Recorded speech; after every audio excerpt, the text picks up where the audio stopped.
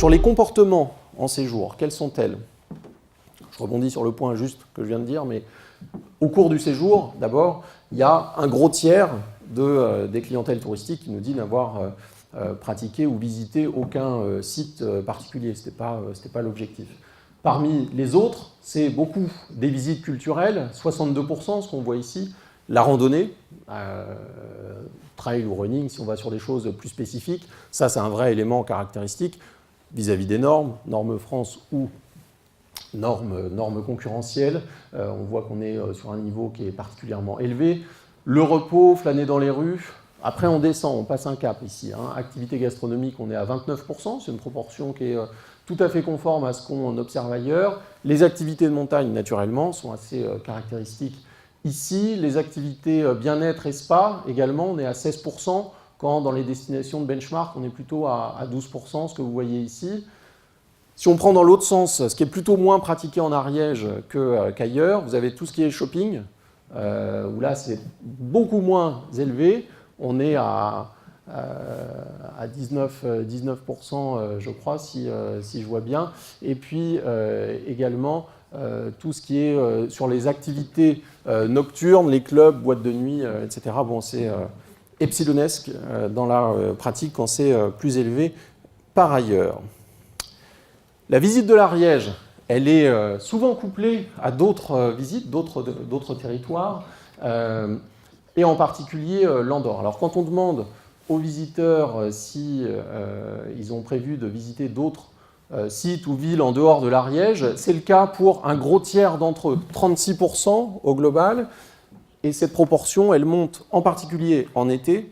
Elle monte aussi auprès des visiteurs venus de l'étranger. C'est plus de la moitié qui déclarent oui, j'ai prévu d'aller visiter d'autres sites en dehors de l'Ariège. C'est le cas aussi de ceux qui sont hébergés en camping ou de ceux qui sont hébergés dans le territoire des Pyrénées Cathare. Ces sites, c'est quoi? C'est essentiellement l'Andorre, ce qu'on voit ici. Et ça, c'est principalement le fait des Français qui certainement vont passer un petit temps en Andorre, précisément pour faire du shopping. Les visites également de l'Aude, donc Carcassonne probablement qui tire pas mal cette modalité, 23%. Là, pour le coup, sont plutôt les étrangers qui vont aller visiter les autres sites. Comme Carcassonne, cette proportion, elle monte à 41%, ce que vous voyez, ou 52% auprès des visiteurs espagnols.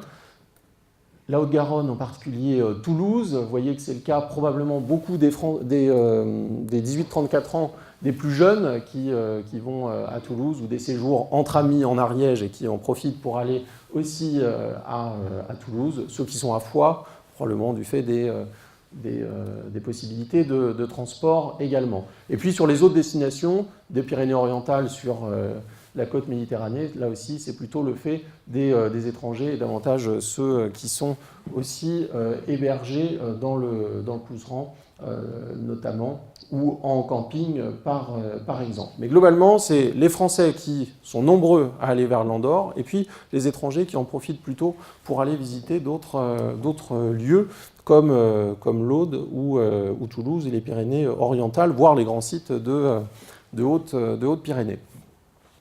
Le contact avec un office de tourisme. Alors, quelle est la proportion de ceux qui déclarent avoir eu un contact avec un office de tourisme durant le séjour? Je précise un point, c'est que ce résultat, il est exploité uniquement parmi les enquêtes qui ont été effectuées par des enquêteurs. C'est-à-dire, évidemment, on ne tient pas compte des enquêtes qui ont été, et des contacts qui ont été récupérés par les offices de tourisme, sinon on introduirait un biais, évidemment, dans l'analyse de ce résultat. C'est 37% qui déclarent être allés dans un office de tourisme, et c'est une proportion qui est plus élevée en été, 51%, et c'est à peu près la même chose, 49% pour les plus de 60 ans. Et puis, à l'inverse, on peut voir la moitié pleine ou vide du verre, c'est selon. C'est une grosse moitié qui n'y est pas allée et qui n'a pas spécialement l'intention d'y aller. Donc ça veut bien dire que il y a un rôle à jouer, une complémentarité à jouer entre ce qu'on peut mettre à disposition comme service, notamment via les applications numériques, et puis les points d'accueil physiques où on va rencontrer des visiteurs qui poussent la porte de l'office de tourisme. Pourquoi est-ce qu'ils viennent dans l'office de tourisme? Essentiellement pour demander des informations sur des activités à pratiquer. Évidemment, avoir des cartes, des plans, c'est de la localisation. Et puis aussi, et c'est là où le rôle est important pour les offices de tourisme, c'est de la préparation du programme, se donner des idées, c'est de la planification au cours du séjour sur les activités à pratiquer autour du point de chute.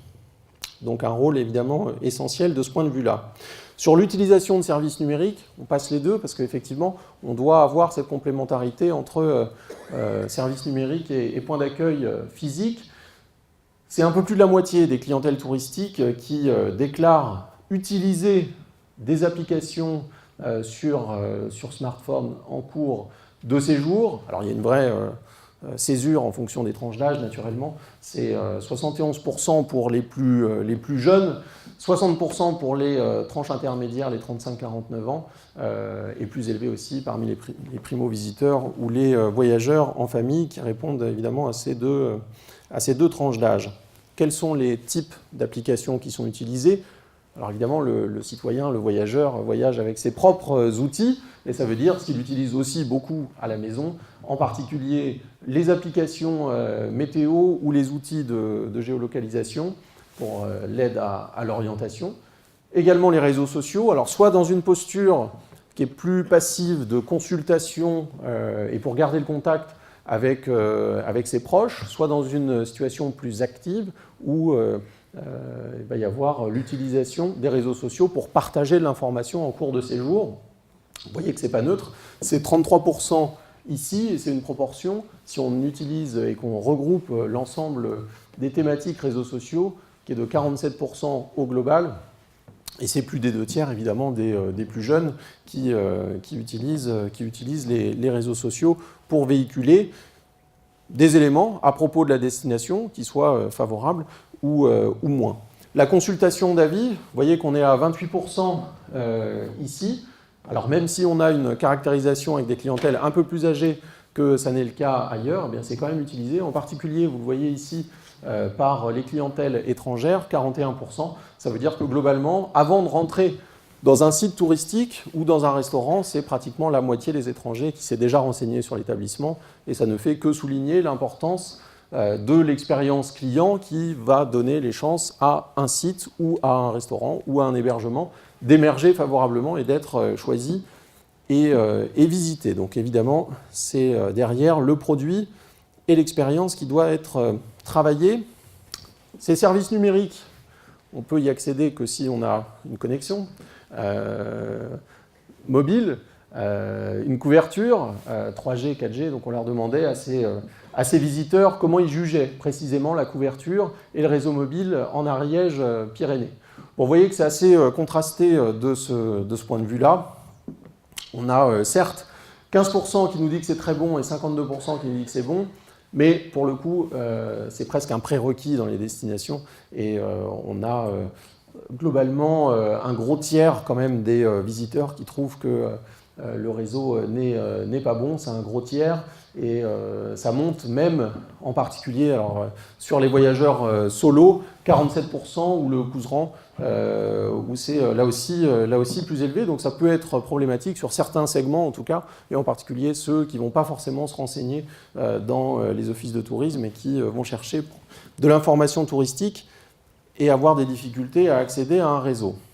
Si on continue dans cette veine, soit de services numériques, soit ici d'outils et de services dits collaboratifs, on a ici des recours qui sont plutôt plus faibles qu'ailleurs. Alors, ce qu'on regarde ici, c'est services d'hébergement partagés ou de location proposés par un particulier, de type Airbnb par exemple. C'est 6% au total. Ça monte en revanche auprès des plus jeunes, 10%, 13% pour les étrangers.